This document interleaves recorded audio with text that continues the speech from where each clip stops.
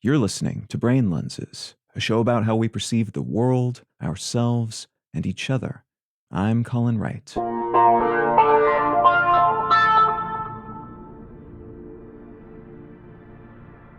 There are many contexts in which the quantity of information we have is vital to our success or survival. And in some of these cases, the relative amount of information we have compared to others, or compared to all the information it's possible to have, matters a whole lot. In economics, the concept of informational asymmetry can determine whether we get a good deal or a bad deal. If I'd like to buy a used camera at a yard sale, I'm limited to what I can tell about the device using my own in situ knowledge. Maybe I can check the lens and sensor for scratches and turn it on to see how many photos have been taken with it, but I'm reliant on the seller to tell me anything further.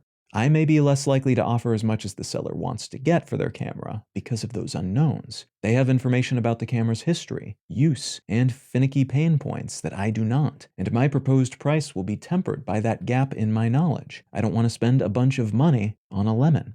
In contrast, if I'm buying a new camera I know will be up to certain standards of quality, I can look online to check prices at other vendors before pulling the trigger on a purchase. I know what I'll be getting, and I know about my other options, so I may be willing to pay more because there aren't any significant gaps in my knowledge that might later be filled with a significant flaw.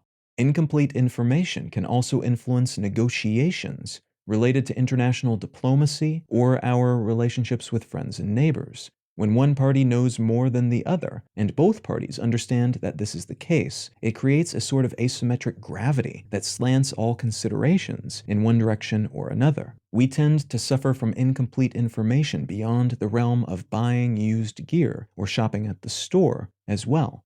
When we see a stranger walking toward us on the sidewalk, we don't know their intentions. We might instinctually feel something pointed about that person, internal alarm bells going off because of how they're walking, what they're wearing, etc. But we don't really know anything for certain. Our instincts are often informed by bias or misinterpretation, and as such, we can't fully trust them.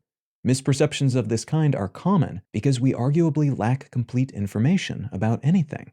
This is true of our realms of expertise and even seeming knowables, like who we are, why we do what we do, and what we want out of life. All of these things we know and don't know, and think we know, but don't, help inform our unique perspective. And that unique perspective, in turn, influences our actions and behaviors. One of the more frustrating elements of modern life, a period in which we're all more aware of each other on a global scale than at any point in history, is that other people can seem so amazingly ignorant about things we consider to be vital. The parable of the blind men and the elephant, each man feeling a different part of the creature, but none of the others, and thus assuming an elephant is like a tree trunk, a snake, a wall, etc., comes to mind here, as we're all traversing a complex reality, relying solely upon our limited individual perceptions.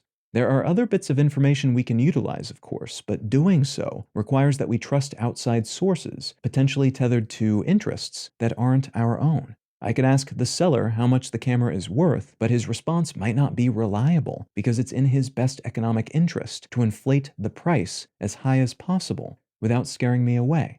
Likewise, I could ask a third grader to explain quantum physics to me, and while they might gamely provide an answer, it's unlikely they'll convey anything practical on the matter. We struggle with incomplete information and its consequences our entire lives, and it's unlikely we'll ever feel the entire elephant ourselves. All we can do is attempt to identify better and more trustworthy sources of information over time. Sources that describe what they perceive in the context of all other possible perceptions as accurately as possible. You can find out more about Brain Lenses, including how to support this show, and in return receive an additional episode of the show each week at brainlenses.com. You can also support this and all of my projects at understandery.com. I'm Colin Wright, and I'll talk to you again next week.